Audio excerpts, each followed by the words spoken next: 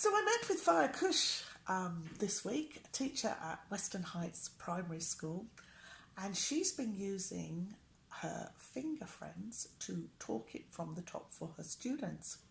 And she reminded me it's the best way to conquer dyslexia, where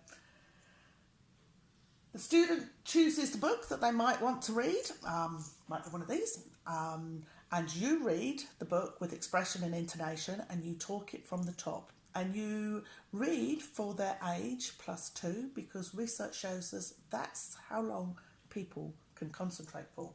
So for instance, this was the very first book that I ever tried it with.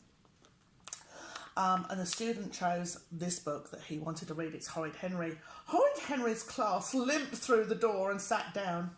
Horrid Henry sat at the front, beaming. Miss Battleaxe had to award him the tickets after his brilliant performance and spectacular game-winning goal. The question was, who deserved to be his guest?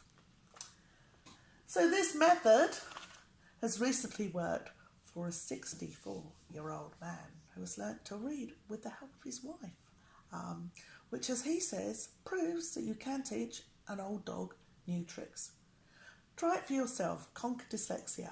Talk it from the top. Kia ora.